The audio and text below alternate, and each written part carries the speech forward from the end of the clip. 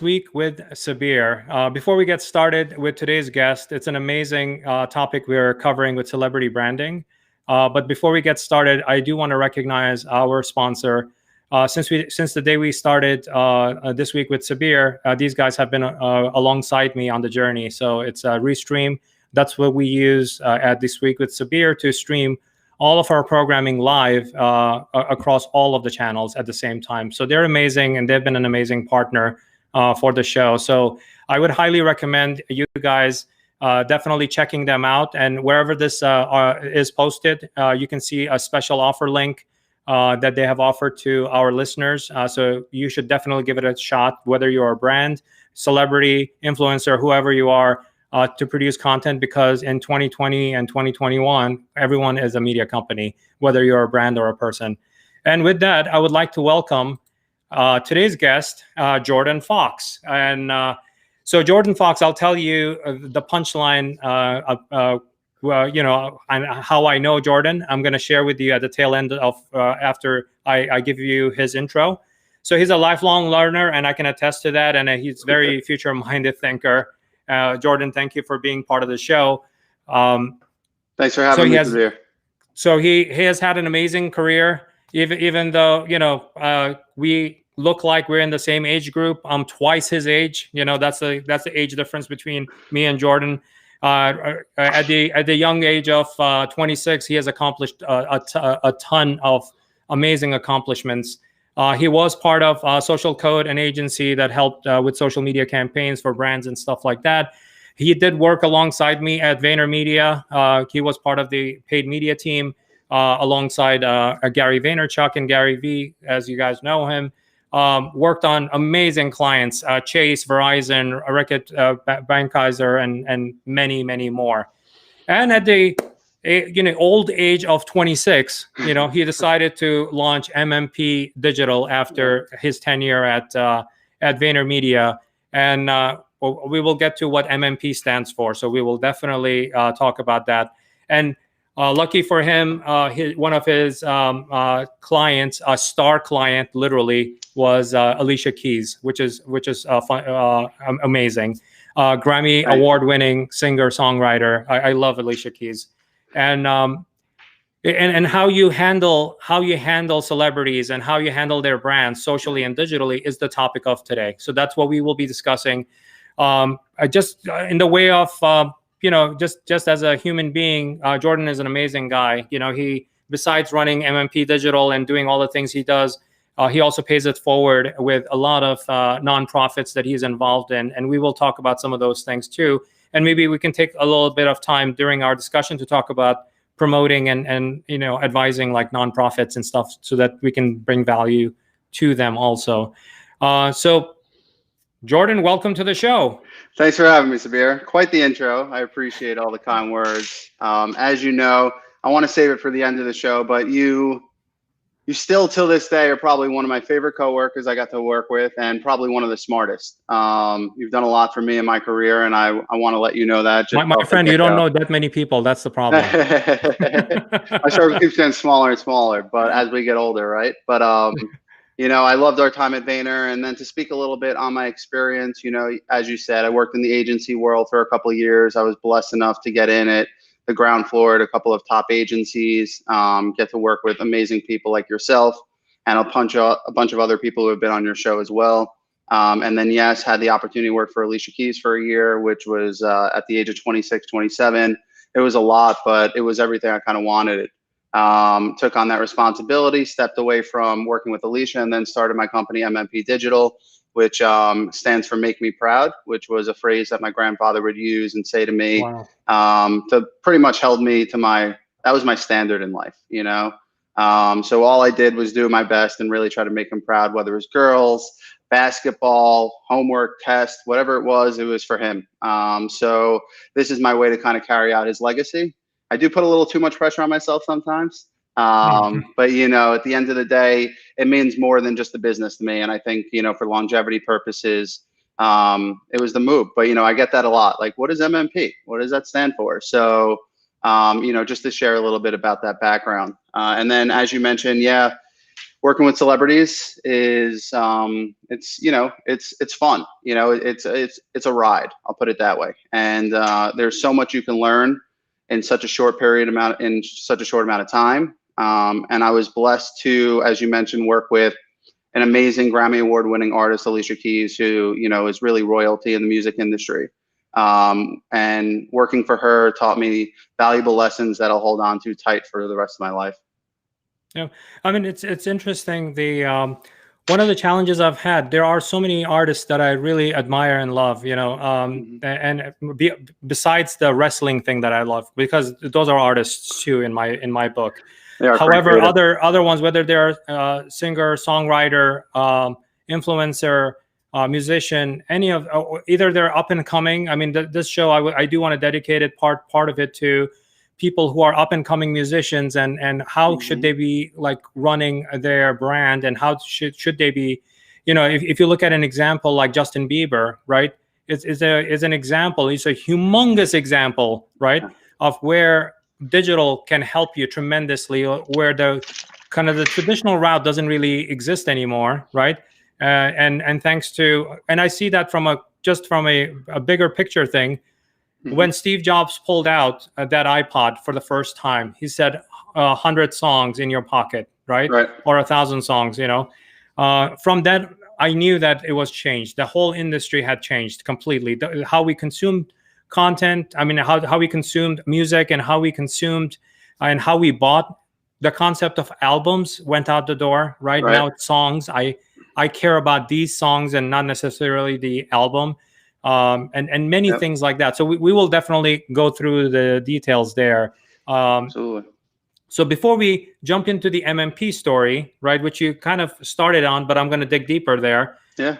How did you get started in branding and marketing? So for me, I was actually, funny enough, I don't know if you know this about me, I was an accounting major in college, and actually was going the whole CPA route. Got a master's at Yeshiva in the city. And then basically woke up one day and said, I cannot live the rest of my life sitting behind a desk crunching numbers. It wasn't my beans, bean counter. Bean counter. And I was just like, it just wasn't my personality. It just didn't fit. And at that time, social media, it was around 2013, 2014 was really starting to pop. Instagram was getting more and more popular. Facebook had been out for years at that point, on Twitter. And for me, kind of stepping back, my grandfather and my father, more my grandfather started in the stock market back in the 70s, when it was like this new world that no one knew about. And I kind of just followed that route of, he became very successful in that industry because he was one of the first movers, the first one in. And I thought to myself, okay, there's this whole new world that I believe will start taking over businesses and then just society in general, as we see the power it has today, pros and cons. But for me, it was, there's this whole new world. Let me get started in it. Let me check it out, and let me be one of the first people in it. And then I was lucky enough to get into an amazing company at the time, Social Code, which was owned and started by Graham Holdings, Laura O'Shaughnessy and Addie Connor, who were just two brilliant women that came up with this idea. Yes, they had the connections to brands, but for me, it was just an amazing place to learn and get my background in paid media. And then one other thing I had in college, it's a funny story, I don't tell many people this, but I was an accounting major, but you had to take, other business courses. And one of them was marketing. And I had a marketing final my sophomore year of college, and there was a J. Cole concert the night before, about 30 minutes away at another university. And J. Cole was my favorite rapper. And at the time, he wasn't really well known. And a buddy of mine actually was opening up for him. And I ended up saying to my buddies, I'm like, I should stay home and study. But I made the decision of going to see him because I knew it was kind of like a once in a lifetime opportunity. Took that final the next morning, exhausted, and ended up getting like a 98 on it. And at that moment, I realized that this came to me more naturally than I expected and I thought. So when it came to that point of pivoting from accounting, I always think back to that exam in that moment of, accounting, yeah, it can come natural a little bit, but you really need to put in the time and study. But for marketing, it was just something that, and branding, I just felt like I knew it. And as I said, I wanted to stay true to myself. And yeah, I just dove in. And as I said, I just was blessed with where I was able to work and met some great people who have helped me get to where I am today. Yep.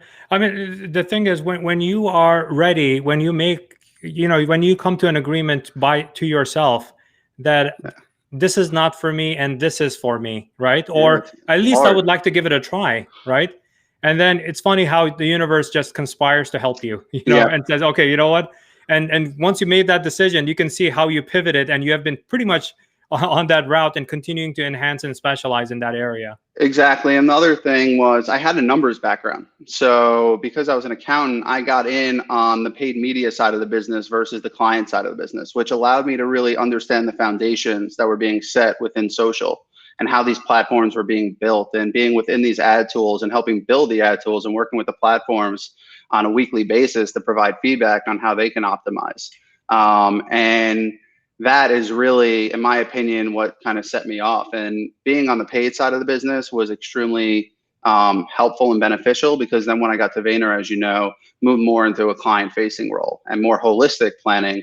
But today, and I'll speak about it a little bit later, paid media to me is one of the most important, skill sets that you can have in the industry today. And I think a lot of people lack it, or lack the training or the proper training. And I think there needs to be more of an emphasis on focusing on those things. I mean, to me, I completely agree with you. I mean, to me, paid media and investing in paid media, it's like having a good trader, a commodities trader or a stock market trader who knows how to their money and manage risks, and figure out how to like really invest in areas which will give you organic growth, and areas where you would get amazing growth because there's an opportunity and nobody's exploiting it, and that's where you're going to get the most of your growth. You get it in stock market if you understand that, and if you're a quant from that perspective. Right. But you have to balance the quant with the qual, right? You have to understand Always. to be a bit more qualitative. Before you, the two guests that we had, one of them actually focused on qualitative research. The other one I focused completely on quantitative research. And That's those are great. very different disciplines, and both benefit brands that know how to like really understand their brand, and things of that nature. So having had the career that I've had, right? I've managed. I've done some personal branding, and helping people with their personal brands, but most of my story has to do with products in retail, and growing those kind of businesses. Hmm. When you look at that, because you did some of that also. I mean, actually, you did a lot of that with the brands you were dealing with, where it was consumer products and such, right? Hmm. If you look at that, and you look at managing individuals and especially talent, right? What are the big differences that you see between those two things? There are a lot of red tape, when working with brands versus talent, in different ways, right? There's red tape with working with talent as well. But when it comes to consumer, and like, let's say selling a beauty product for Alicia Keys, it's a little bit different than when you're working with a brand that has hundreds of thousands of dollars to put behind it with budgets, right? When you're working with an individual, you're really leaning on her following, if you're a celebrity, and her fan base. And with brands, you're thinking of other creative ways to, in my opinion, get more organic reach, or just reach new people and build awareness around what your product is. Let's use an example of Alicia. She didn't actually have a skincare product when I was working there, but I know that she's been doing a couple partnerships post me being there. But for her, for example, it's easy because in the sense it's easy and hard, right? So it's easy in the sense that you can partner up with a business and they can also promote and help build it. But she needs to focus just as much on that that beauty care product as her partner. And I think a lot of the time when it comes to talent, they're not able to put in that much time and energy, especially if they're a parent and they have kids, or they're a musician. They just have so many things that they're juggling. Versus a brand, you have a product, you have multiple SKUs. That is your focus. You have a team of 10, 15 people working on that. And usually, as you know, working on it for at least a year to build out a rollout plan. And I would say also, and I'll touch a little bit on it later, is when you're dealing with talent, things can happen quickly. So let's say Alicia or Justin Bieber wants to put out a new product. I guarantee you, if they reach out to a brand and they say, hey, like, let's build this, that will be completed in the next 2 to 3 months. And then they can spin it around. When you're dealing with brands, or, for example, L'Occitane, it's like moving a boulder up a hill. So, at the end of the day, there are pros and cons, I think, on both sides. But it is interesting because I have seen a difference, but there also are many similarities as well. Okay. No, I mean, one of the challenges I faced with some of the talents that I have managed, over the years. Yep. There are, I mean, that's one angle of it when you're licensing the likeness like, let's say Alicia Keys on Yep. that personal care product, Yep. versus Alicia Keys as a singer-songwriter because she's appearing at an event, right? And then you have to push that event. I mean, the event doesn't have to be a commercial event like a concert. It could be a nonprofit type of an event, and they're doing something, or they might be supporting, or they might have a partnership role in a brand where they have to make an appearance, like a store event type of a thing, Yep. and push that. So when those kinds of things that do come in, what I've experienced is the stress level of supporting that event might be very much last minute, meaning that you thought that you were done for the day and you're going home at 6 p.m. and then you're hit at 5:30 with, Alicia's going to be at this store, L'Occitane. Let's say if she supports that, I mean, that they have some sort of a commercial relationship, because they're doing a store opening. We really need to get this email out and post it on social everywhere, so that we can get an audience for her, so that we can have that event. And it's happening tonight at 7:30. Let's get this thing out, and that sort of a thing. Absolutely. I'm dealing with talent. I mean, you're always on call. You're 24/7, whether you're the brand who's dealing and working and partnering with them, or you're actually internal working directly for them. So you always have to be ready. You never know when that phone call is going to ring, when that phone's going to ring, and they're going to say, hey, we're going to need you at this store. We're doing this promotion. And then also at the same time, they do favors for their friends. So, if it's Alicia Keys walking into an event, you got to prep. You got to make sure that the people there are aware she's coming. And there's just so much work that goes into that. And when dealing with talent, their teams aren't as big as these brand teams, because, internally, that's something I'll touch on too. I think they need to start growing those teams to actually look more like a brand or an agency. But, right now it's a little bit more bootstrapped. And it's hard. When you're dealing with talent, you have to be proactive, but you also have to react as quick as possible. And it's hard to be proactive when dealing with talent, but at the same time, you just got to push them there. Yeah. I mean, I think where we are right now in the world of like digital and social, they're trying to figure out who they are and what they are. And let me explain what do I mean by that.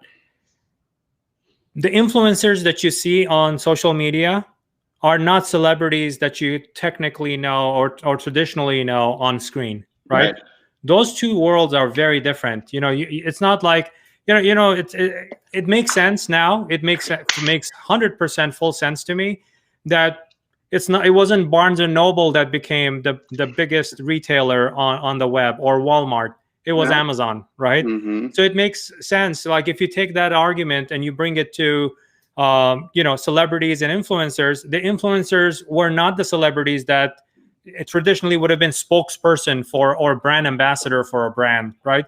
You would have thought that transition would have happened. It didn't, right? And then you got people that are completely driven by just the platform itself. You look at Kim Kardashian on the very high end of it, to everyday influencers that do, they do sampling or something like that for the brands that they're pushing and they're supporting, right? Those two worlds are different. Do you see those worlds merging, meaning that you're going to see a lot of more digital collaborations that from traditional folks that you don't see right now? I would say it's more like influencers, people on these platforms are getting opportunities that they never had access to before. So for example, my wife introduced me to this woman, Chloe, I forget her last name, Feynman or something like that. And she was this larger than life personality. She had about, I think, 50,000 followers on social media. And she was an actress, and she would just put out funny content, comedic content, and all these different skits. Next thing you know is 3 years later, she's on SNL. And that's where these people are looking today, right? SNL is on social media, looking at your work, looking at your portfolio of work. It's not your resume anymore. And times are different. It's not the traditional way, right? And back to music, for example, you know, or even if it's a movie release, it used to be PR press. You put out a couple articles, press articles. You do some interviews on ABC, NBC, late night shows, and then next thing you know, the movie comes out, and you're just hoping that that momentum from all those press releases and from those appearances will help you up your numbers. Today, it's holistic, as you know, and we talk about. It's 360. It's not just social, but there's a huge emphasis on social. And it's so important for you to live and be present on the platform. The other person who I would call out is Will Smith. Will Smith is one of my favorite actors of all time. He was coming up and starting his social at the same time I worked for Alicia. And I was trying to build Alicia. He was a late entrant to the game. Very late. Very late. 2017. And what he started doing, he started his YouTube page, he started an Instagram account, and he was active. And he has that personality that, you know, he just bubbles on a screen. You love him. You just want to literally jump in and hug the guy. And, you know, for me, he changed the game because he was this legacy brand that people kind of forgot about. You know, I love Will, but he also, I don't think he was as relevant for about 5-10 years when it was in the movie, you know, in the movie industry. It kind of moved away from him. And then social media brought him back into everyone's, you know, homes, phones, whatever you want to call it. He was back on the screen and he was everywhere. And what happened was he started building up his YouTube page, became an ambassador to YouTube. On his 50th birthday, I don't know if you remember, but he did that bungee jump out of a helicopter in the Grand Canyon, and he's just wild, you know? So he was happy. He's just full of life. So he was willing to take those chances. And what it's done for him is just opened up literally endless opportunities. And it's also helped him build a huge organization, which he's going to hand off to his kids and his legacy, right? And then in addition to that, he was a legacy brand. Now he's a timeless brand. And he is as relevant as he's ever been, in my opinion. No, let's keep on with Will Smith. You know, if you look at his career path, right, from Fresh Prince of Bel-Air and Jazzy Jeff, you know, from those days, old school. See, now I'm showing age now. You know, from those days, you know, where he was a rapper, right, to having a TV show, a sitcom, which actually shown him as an actor, right, and really funny actor, to upgrading himself to kind of the movie theaters and Independence Day and so on and so forth. It just kept on kind of building up. But when social came about, that's what I meant by he was like kind of a late entrant to the game, because you would find every other celebrity except him. You wouldn't see him at all. And then he started putting content out. And it was unique content. It was not same content like either inspirational or fun, you know, funny bit or whatever. He actually came up with really good content that you can consume on. I think I've seen some of his stuff on TikTok also recently. And that's kudos to him. He focused on the creativity of content. He focused on motion graphics. He was really testing out this kind of underground world of creatives on social. And he's helped enhance those opportunities for them. Which in my opinion, some of them are the most talented people on social today. And I know a couple of them. I've worked with them. Westbrook Entertainment was started by 2 guys, you know, and Will brought them on, just 2 young kids that are now, I don't even know how many people they have at that company, but they have presidents of the media, they have all these different departments. It's truly incredible what he's been able to build. And to your point earlier, he's always been able to adapt. And, you know, that's number one in everyone's book is, you know, as we get older, it's so important to continue learning and it's hard to remain relevant, you know, as you get older, you don't have the same energy, but it's so important and valuable to continue to push yourself into uncomfortable settings. And he's always done that. He's been a master of it, and he's always been vulnerable on the camera.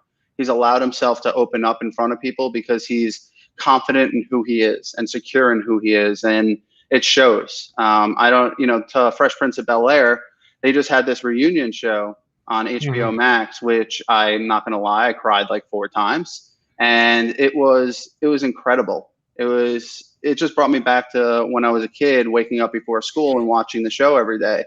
And he had a moment there with one of the original Aunt Viv, who was kicked off the show, and they had this just heartfelt conversation that I don't know anyone else in this world that could have had that conversation on camera. and he was willing to do it. He put himself out there. He looked like, you know, in many ways, he looked like the bad guy, as a young, like arrogant actor who didn't realize what was going on at home and like the personal life versus business. And it was just amazing to me that 30 years later, like 30 years of not speaking, he was like, I can't do this show without her being here. And I think that just says so much about his character. But again, vulnerability in front of the camera. You know, we see that with Gary. You see that with a lot of the top and most top people on social, because you just can't fake it anymore. People are going to find out. You're going to be exposed to some extent. But yeah, I mean, Will Smith has set the gold standard, and everyone's just following suit. Yeah, I mean, also, I mean, with social and digital, and how, you know, the geographies have like diminished. You know how far people are; they are so close now. But being Will Smith and who you are, if 3 billion people don't know you, right? That's 3 billion being China plus India, right? If they don't know you, that's 3 billion people that don't know you. You know. Right. Yeah, can you create content that doesn't have to have any words, any English words, but is just good content, you know, through animation and through storytelling without any words? You can actually you can have fans in countries like China and in India and so on and so forth. I think his stardom and celebrity is gonna just keep on expanding. There are so many celebrities in China or celebrities in India that don't.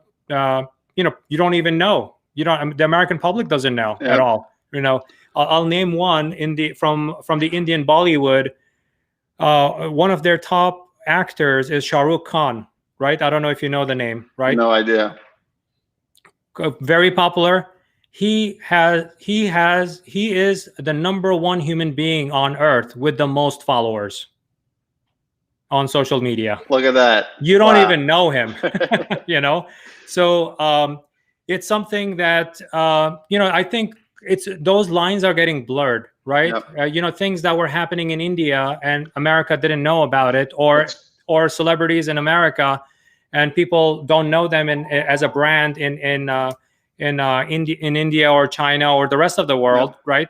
I think the lines are blurring, and the brands, and especially the personal brands, especially if you make music and beautiful music, and you could actually have a fan base. I mean, one testament of it is, even though she's not a musician, she's a comedian, is Lily Singh, right? Yeah. She became very popular in Canada and United States, right? And then when she was doing concerts, all over the world, you know, and then she just had a fandom across the world, and she would sell those virtually and then show up and do a concert in person and physically. I think one other person to mention is The Rock. You know, Dwayne Johnson, like what he's become and been able to build. Kevin Hart's trying to kind of, you know, follow suit, but The Rock is just, and I love Kevin Hart, and he's just one of the hardest workers and hustlers, but The Rock is just, he's conquered, you know, he's huge all over the world. And to your point, social's become global now, right? It used to just be domestic and you keeping in touch with just local and friends that you know just within your country, but people are traveling. And that also, you know, to my company, not to bring it in, but it's all about remote work too. Like there's the technology, the advancement of tools has allowed people to travel and stay in touch and stay in people's lives. So they can share and spread awareness of US celebrities, you know, in India when they move to India, and then, you know, vice versa. And if I lived in India, I'm sure I would know who that guy was, right? But over here, I'm just not aware. And to your point, there are always people that you can reach that don't know who you are. So, and to your point about Will Smith, you know, he's still striving to reach those people. And I think that's what keeps him going. And I think that's just an amazing attitude, especially if you're able to balance that out, right? You don't want to be the Energizer Bunny that never stops. You want to make sure that you set goals and you reach them versus having, you know, trying to obtain something that just doesn't exist.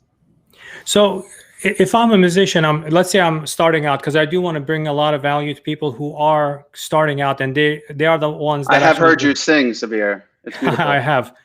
You don't want to listen. There's a reason why I do this and I don't sing, you know, because I don't know how to sing. So if you, I do want to bring a lot of value to people who do need that help. Like, let's say if there are starting musicians, right, and they're starting out and they used to get their gigs by playing in a local bar. Thanks to the current environment we are living in right now, that doesn't exist. It's not practical anymore. So when you think about in 2020, we're recording this in December of 2020, or into 2021, what recommendation would you have for that a musician that's starting out and to kind of prioritize the social media? Which platforms, because there are so many of them, right? Which platforms should they prioritize, and what should they do on those platforms? Yeah, and I want to be real with you. It's very difficult, and it's always been difficult, but I think there's a lot of noise today, and the volume of songs that come out on these platforms, it's a lot. But I want to, also say there are opportunities and it is possible, because we're seeing that too. At the same time, I have a bunch of people who I follow on Instagram myself that I found on YouTube. They're YouTube singers, and in my opinion, some of them are some of the best singers I've ever heard before. And I think that in itself, right, the discovery through these channels is possible, and it is there. So, one, there is hope. So on that point, though, TikTok is, in my opinion, the #1 music platform. Instagram as well.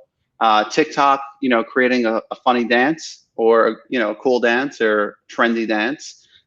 You never really know who will pick it up, who will see it. Their algorithm is incredible for, in my opinion, versus the other platforms. TikTok's really, they've figured something out where it's allowed discoverability of, unknowns and people with lower followings, versus Instagram, where they usually lean towards people who have bigger followings and have a check mark. I think, in my opinion, you should be on all platforms. You should be accessing all platforms, but you also don't want to focus all your energy on all platforms. See where the traffic is coming from, see where the engagement is, and instead of going wider, go deeper. And to that point, though, like I said, I think TikTok and Instagram are the two go-tos when it comes to music. TikTok, I would say, above Instagram, and that's been just over the last year or so, as it's kind of blown up and people continue to, kids and their moms are on these platforms. Even my mom, who's a baby boomer, she enjoys it as well. So definitely check out those platforms. And then when it comes that's her in the background yelling, saying that no, she's the elder Gen Xer, not a baby boomer. Yeah, I actually locked her out. She's not able to come up here during the show. I kicked her out of her own house. But yeah, no. So it's that in itself, like, it's important. And when you're creating new music, you got to post. You got to be active. So that means an IG story maybe every day. And you just never know when someone's going to come across your profile and see something. And then when it comes to actually distribution of the music, you want to be on all those platforms, Spotify, iTunes. You have to make sure that, today you got to go where the eyeballs are. And it's not, you got to lose the ego, and it's really more about, yes, you're creative and you're awesome, but there are hundreds of thousands of people out there who are trying to find the same, executive or AR, VP of AR at Warner. They're all trying to reach these same people. And how do you basically rise above the noise? It's hard, at the end of the day, but it takes time. You have to be patient. You got to be persistent. And at the end of the day, you just got to believe in yourself. And, I just like to be honest about it, because, Alicia Keys started at 16, and she worked her butt off, right? And she was lucky because she met an amazing executive in the industry who took her under the wing. How many other people had that opportunity, right? But she was one of a million. So you got to just keep pushing. You got to keep chugging along. And you just never know when an opportunity is going to come, whether you're 25, you're 35, or 45. But while you're posting, while you continue to put up this content, you're building inventory. You're building a portfolio of work that shows the dedication and your creativity. And to me, that is what people are looking for. They don't want to just see one hit song. They want to see volume. They want to see multiple hit songs. They want to see that you are the real deal. And then signing you to a contract, for a label, if you're a younger musician. But if you, and I'll get onto that also. I want to talk about independent artists as well later on the show. Now, the same, it's funny that like Warner Music Group, right? You just mentioned, you mentioned music executives, because I see this trend also in in the e-commerce world, right? The people want to go and find the buyer at Williams Sonoma, right? But what I know is that Williams Sonoma buyer is actually using online tools to find Exactly. and discover new products, right? So which one is easier for you to like try to knock down on that door because thousands of other people that think that that's the traditional way 50 years ago still works, or you actually pose that in front of them? So are the music executives and others also, people who are looking for talent, are they also utilizing YouTube and TikTok and so on to find these people and find this talent? Yeah, absolutely. I mean, for example, my best friend, his older brother, founded Mumford and Sons in London, right? He had to travel to London to find them. Today, where are you going? There are no shows, there are no events going on. So how do you expect them to find new talent? They still have a job. They still have a quota to meet. They need to get new artists in the door so that their company, benefits and they make money at the end of the day. So how are they discovering you? They're at home just like us on their computer, and they're using Spotify. They're using all these different tools to kind of curate between women, men, country, rap, hip hop, all these different genres. So they're watching, and I think that's very important. Gary always talks about that. He's always looking. He's always watching. He's seeing what's going on. And I think people underestimate that. I think people they think, okay, they don't have enough time. People find time. And that's something you always taught me too, to go back on that. I don't know what I said. Hopefully I said the right things, So actually, that brings me to the interesting point. And you said that you kind of alluded to it about being independent versus working through a music label. In this world, how are those roles changed? What you expect from that music label to do certain services for you, those services may not even be relevant anymore. What does fall into like the music label's responsibilities to support you as a brand versus the stuff you need to do to support yourself, to build up your own brand? Yep, I'm going to be real honest here. So for the labels, back in the day, they really took advantage of these artists. And unfortunately, these artists, their managers didn't really understand what was happening. And it's created a lot of bitterness and sourness in these artists' mouths. And, when it comes to doing deals with labels, I don't think they trust the labels as much. But the issue is the labels still have the money. They still have the power. And, at the end of the day, they have the budgets that are going to push your album out. But as we're continuing to kind of develop and grow in all spaces, but specifically music, you're starting to see more artists become independent. I think Chance the Rapper was one of the first ones to really do it, and he's done it he's been very successful.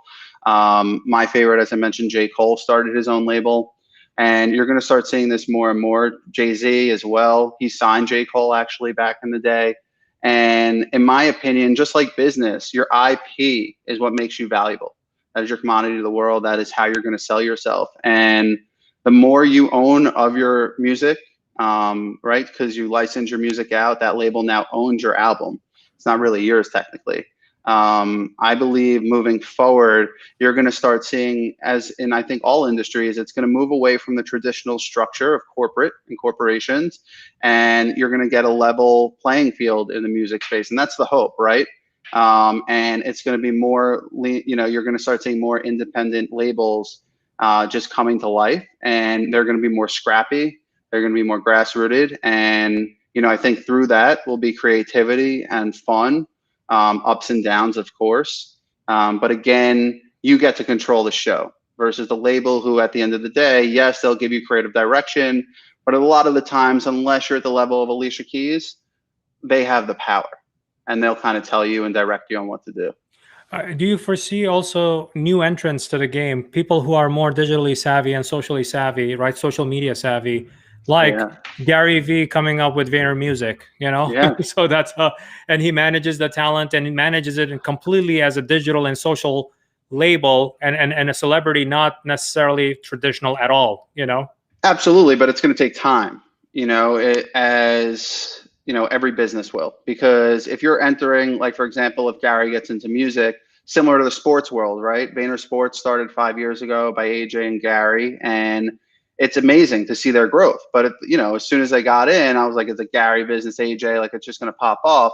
But I'm seeing how much time and work and energy goes into it. The same thing with music, Hard work.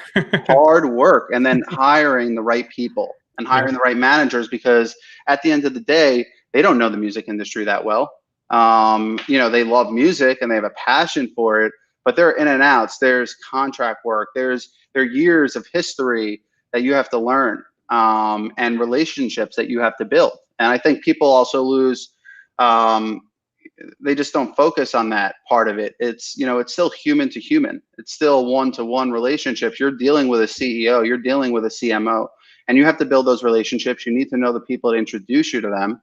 And currently, I would think those are the top music managers who really have those relationships. So if you are to build, let's say, your own music label, poach them, because they have the ends. But I'm thinking more of the seasoned ones who can't necessarily keep up with the speed and the pace of social today, but they can provide you those relationships in the end so you can have those conversations. The infrastructure, Exactly. they have a good foundation and infrastructure.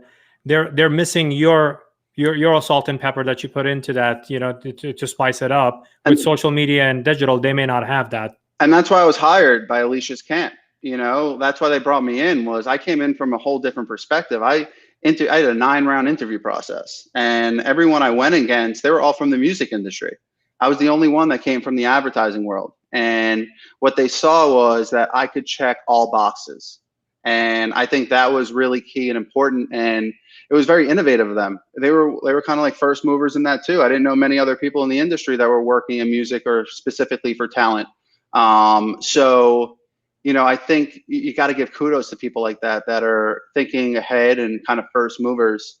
And it's not necessarily, I think the people in the music industry still get caught up on this. It's not about, just music today.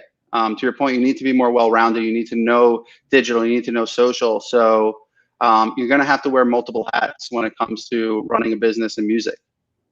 Yeah. I mean, if you look at, let's talk about from a value standpoint. Let's bring up, what are the table stakes that, if you're a musician, you make music, you make beautiful music. Either you have a great voice and you're singing cover, right? And that's what you're doing, and you're doing an amazing job of that. You might have a music or two, or you're an original singer-songwriter, right? And you're producing that.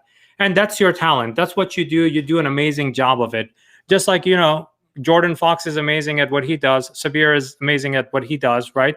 Everyone has their own superpower. Let's say that, there is a musician or an artist that has a specific talent that they have, right? They could be a wrestler, but they're not a social media person, right? You have some sort of a talent. Let's say we triple down on that talent and you're amazing at that. Now, what are the table stakes you would recommend for that talent to actually now become social and digital in 2021? Well, you got to find the right partners. You're not going to be able to do it. You just can't. You can't do it yourself. You need to. When I worked for Alicia, her philanthropy advisor, an awesome guy, D-Wash, we had a phone call, and he basically told me, he's like, I trust the people who stay in their lane, right? You stay in your lane, you do what you do, and I'm going to trust you because I know that's your expertise.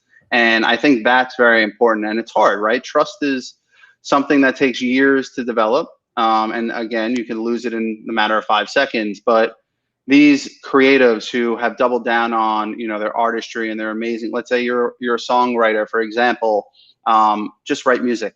Don't try to go into the game of social. Hire someone who understands who you are as an individual, understands your story, understands, even take it down to your family, where you come from, your foundation, and let them bring that story to life. Because you want to lean on the creatives, the storytellers, and the irony is they are storytellers, right? At the end of the day, they're writing music. Songs. They write songs, right? So I'm sure they'll have input into it, but they need to focus on what they do for a living, which is writing music. Don't start writing copy for social. Let someone else do that for you, and then at a macro level, you can review things and then push it out. But I think I get caught in that sometimes myself with running my business. You're just doing too many things at once. And to your point, just double down on what you do and what you're great at. And just, it's all about hiring the right people and management at the end of the day. And not to go down like go on a little tangent right now, but in my opinion, it's important to make sure that you're hiring people who are experts, not just friends, not just family members, right? And it's important to make sure you kind of put a line in the sand between those two, because I think a lot of talent today, they keep too many people, like, you know, for example, let's say you're a 40-year-old artist in the industry, right? You started when you were 15 or 20 years in the business. Those people have come up with you. They went from rags to riches, and you trust them. They're family at that point. But at the same time, that doesn't mean they always know what's best. So at the end of the day, I think it's important for whoever these creatives are, these artists, to always be trying to get a new perspective. Always try to bring in a fresh idea or a fresh person to keep things loose, but to always continue to move forward rather than staying kind of just comfortable in your space. I mean, if you have no budget or low budget because you're just starting out, you just produce. Because Right. I watched, so my daughter and I watch this show every single summer. We've been doing it for years now. America's Got Talent, Yeah. and there are so many very talented kids that come on that show, or even young people that they don't have the budget to hire a Sabir or a Jordan or our agencies to help with that. So given that, I think based on what you just shared during the show, the recommendation would be you at least have a phone, right? You have your iPhone, right? You have your iPhone, put up YouTube Studio, record it directly on, that's your camera. You can get a nice microphone, record that, set it up, record it. Yeah. You can upload it. You can upload, if you produce that, you could upload it into YouTube, Instagram, TikTok, Snapchat. That you have control over. You can do those things. You don't even have to have a website, frankly. Absolutely. Right. But to that point, right, I also think it's important to understand that you can get access to this information, right? You can teach yourself these things. It's not just going to happen like that, where it's like, all right, I know where to put this and where to put this. You're going to have to learn. And that's why you have these shows, right? That's why you have these episodes. There are so many people. There are master classes. There are digital, there are so many YouTube videos, I'm sure, of young artists or even successful artists who have partnered with a media company to discuss the hardships of becoming a musician today and the struggles that they're going through, and how do you cut through that noise. You can listen to me, a branding strategist, but you can also get the perspective of the artist, because a lot of the times you are the creative. You're not necessarily the type A person, but you're the type B. So you can relate more to what they're saying and things will click. So I think that, as you know, there's so much information out there today that you don't need to pay, a branding strategist if you're to start. You shouldn't, to be honest. You should be learning it on your own, so that when you do hire a strategist, you can provide them with the information and the data that they're going to need to kind of amplify you to that next level. And at the same time, you can keep tabs on them to see if what they're doing is actually benefiting you versus, the fluff that you get in this industry. Yeah, all that's industries. True. Totally. Now, do you see a convergence between influencers, like social media influencers, YouTube influencers, and YouTube celebrities and traditional celebrities? Do you see that merge? I've started seeing it with someone like Lily Singh, for example. That's an example of that. And it's funny, I watched, because I've been following Gary's content for a long time, very long time. I'm an We OG. all are. OG. But I know you're back in the day. I shared an office with him when he started out. That's how long an OG I am with him. So he actually called it out. He goes like, the way I see it. And he said this in, I think it was 2008, 2007, something like that, around that time. Mm-hmm. He goes like, the pivot would be when I see a YouTube star, somebody who's, and at that time, there was no such thing as a YouTube star. He just came up with that term. He goes like, when I see that and they're hosting a Tonight Show and they are the host of the Tonight Show. Yeah. And that's the kind of a convergence I'm going to see. But do you see that? Because now we have these kind of enhanced roles like influencers, right? Influencers, whether they're political influencers or brand influencers, and they sell stuff on their channels or a lifestyle or something like that. And then celebrities. Do you see that thing mixing over the next few years? Absolutely. I mean, it's mixed already. You know, I mentioned that girl Chloe, who's on SNL already, right? They're, you know, celebrities used to be actors and actresses who are in Hollywood. Hollywood has now becomes, you know, social media, and who has, you know, it's also given, I would say, celebrities a platform and the ability to continue to grow their brand without kind of being pushed down by corporations and being owned by corporations. It's given them that freedom, which I think is very valuable and important to them. But absolutely, they're merging. Celebrities of old, Hollywood celebrities, are the influencers of now. And that's going to continue. And that word influencers is just going to, you know, it's just a branding name. They're celebrities on social media at the end of the day, right? Just as celebrities in Hollywood and actors and actresses that are in Hollywood. So I think that they're already merging, and I think that it's inevitable that it's just going to all become one. And I think you're going to Hollywood. I don't know if Hollywood will always be Hollywood. You know, I think that might die down, and you'll start seeing studios around the country, and small studios. You can literally, I've seen movies made on an iPhone, right? So do you need these large studio spaces, all the extra stuff, right? Or can you just literally build a movie with an iPhone? So I think the times are changing. They've already changed, but you're going to see more people like that woman, Chloe, and other talent that's on these channels that are going to start popping up in your news feeds. Sorry, not your news feeds, but more on actually your television and late night TV. You know, like, I don't think Jimmy Fallon was as active, but he's someone, in my opinion, that probably would have been at the forefront of social with his personality and how goofy he is and how comedic, you know, he's a comedian. He's amazing. I love Jimmy Fallon. And that was, if you remember, that was a big step, you know, when he took over for Leno, because they didn't know how he would do. And he's crushed it, in my opinion. He's so lively, he's so funny, and he's genuine. And that comes off, and you'll start seeing, you'll start seeing that more and more. James Corden, for example, like karaoke. What is it? Cars and karaoke. I forgot the name of it. But you know, when he brings in these celebrities and sings, you know, he now has a late night show, and I think that started off, you know, with his show, but it went to the next level on YouTube. YouTube helped that amplify. It allowed it to reach millions and millions and millions of people versus maybe just a couple 100,000 for his show that airs at 11:30 at night. Yeah, you know, it's funny you bring up the kind of where the celebrity was created on a platform like YouTube.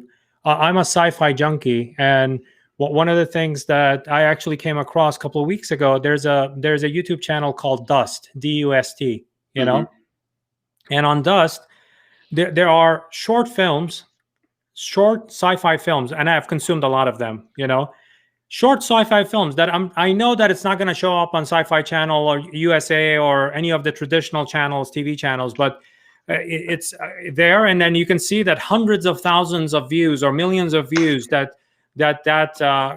short film has created, and these short films are 8 minutes, 10 minutes, 12 minutes. Right. The quality is amazing quality. This could be Hollywood. If you take that 8 minutes or 12 minutes as a concept and turn it into a 2-hour movie, and it makes it into a theater, it could potentially, because the quality of the story was so high, the quality of the production was so high. Like, I don't think even though the culture does exist with iPhone, and you take your iPhone out and you could shoot quickly, but you could use the same iPhone with lighting and microphone and sound, and you could come up with amazing stories, as long as the story is strong, as long as your song is amazing, right? And your song is of interest to 500 people, and that's your fan base. That's it, and they love what you produce. Keep on producing that. I wouldn't, you know, I think the world where it has to be mass, meaning that I have to have 500 million people view my video. I don't think it exists anymore. It's more like, not at all. You know, if I have hardcore 50,000 viewers, perfect. If they consistently show up, they consistently watch what I'm producing, I'm going to keep on producing that, you know? Yep. And that's something Gary would always say, and I mentioned a little bit earlier on the show, is don't go wider, go deeper. Because the people who are listening to you, you're connecting with them on a one-to-one basis. They get you. They get your story. They get your vibe. So continue to go deeper and build that deeper relationship with them, because that's your legacy at the end of the day. And those are the people that are going to ride with you, right? Just as your family, that's your support system. Don't forget about them just because you're focused on who isn't watching you. Make sure you're focused on who is, and take care of them first. And then, spend a little bit of energy trying to continue to reach and reach and reach to make it a little bit bigger and a little bit bigger, your audience. Now, if from MMP digital perspective, when clients come to you, how do you educate them? Because I find that a challenging topic always, right? Because the thing is, I know my craft really well, right? Right. Now and they know their craft, but I'm trying to explain to them in my language why they should be doing certain things. So how do you educate the clients that come to MMP digital about like celebrity branding, personal branding, and kind of managing your brand online? Well, I think a lot of it is examples. I always reference Gary as I reference Will Smith here. It's because they're gold standards who I kind of reach out to and who I even look up to, right? I'm a strategist, but I'm still learning. With social media, it's always testing and learning. So you always are and it's changing every day. Changing every day. The algorithm's changing every day. The products are changing every day. And the people on the platforms, right? Joe Rogan just came off YouTube. Now he's on Spotify. So you'll start seeing those things, That was a nice payday for him, by the way. That was a very nice payday. But to your point earlier, he's been doing this for 15 years, I think. Oh, yeah. It takes time. And, myself as a business owner, I'm learning that too. Patience is a virtue. And people always say that I'm young, I want to conquer the world in one day, but it's just not realistic. If it was possible, many people would have done it already, right? So, it's pushing yourself to be consistent and to be truthful and honest, especially on social media, because as I said earlier, people are going to see through that today. And there's no reason to fake it. Social media is here forever. So as I said earlier, it's going to take you years and years to build that trust. But if you just say one wrong thing, you can lose your following, and it can all collapse. So always be careful. Always, at the end of the day, be calculated. But at the same time, always be truthful and be honest with yourself. Never do something that you don't really feel comfortable with just because someone's pushing you to do it. Trust your gut. I'm a big believer in just following your gut no matter what. So now we're at the 9th inning. This is what is Mariano your number? Rivera. Yeah, what is your number one $100,000 expert insight into celebrity branding and personal branding? Well, I think what do you recommend? No, you have to up it now. You can't go like, I already covered that, Sabir.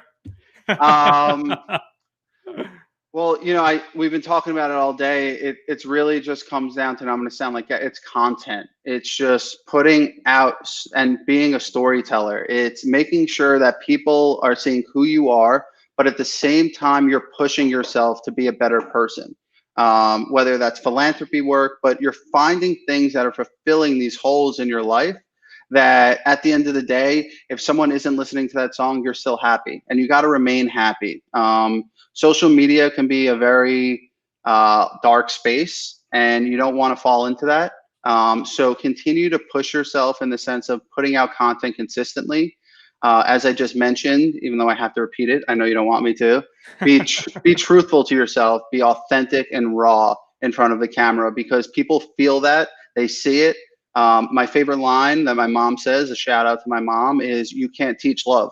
And you can feel it in conversations. I feel it when we talk, Sabir, right? And it's something that at the end of the day, it's going to become more and more and more important over the years. And that's why I love Gary, right? Gary doesn't give a crap about what people think about him. He's always honest. He's always truthful to who he is, how he was raised, and his story, and he follows his path. Keep blinders on. Don't care about anyone else and the noise that's going on around you. Just focus on your goal. And at the end of the day, you'll get there, and just keep building those blocks. But also don't forget, in my opinion, where you came from and the successes that you've had in the past, because every day you're building. So even if you don't get something one day, you'll get it the next. But at the same time, don't forget about the 15 things you've already done. And learn something from it. and learn something from it. Always learning and testing, which we would speak about forever. Every day at Vayner, you would always I remember going into the conference rooms and you would just school me on everything, and I would just pick your brain. I was just like, give me more, feed me, please. Now you sound like one of the wrestlers I know. Feed me more. Feed me more. Triple H. No, that wasn't Triple H. It was different. I don't want to name the person, but very talented guy. Well, the thing is, I thank you, Jordan, for being part of the show and sharing your knowledge and your experience, especially with Alicia Keys, and also the context of kind of celebrity branding, helping musicians and stuff like that. Because it's another type of, when you build up that personal brand, you're conducting commerce also on it, because you're lending your name to that add to cart and checkout and things of that nature. So thank you for being part of the show, Jordan. Anytime. And I know I said it earlier, but Sabir, still one of my favorite coworkers. You taught me so much. You continue to teach me, and this friendship, it means everything to me. So I appreciate you having me on the show, and I'm looking forward to having you on mine as well. Yeah, soon. I think that's coming up soon. That's coming up in a couple of weeks. I'm excited to have you. But again, you're the best, man. And I hope everyone who listens to this understands that you're amazing at e-commerce, but you're an even better person. Thank you. I mean that. And thank you for our audience who tuned in live, as well as who are consuming it at a later time on demand, whether it's on Spotify, iTunes, or YouTube.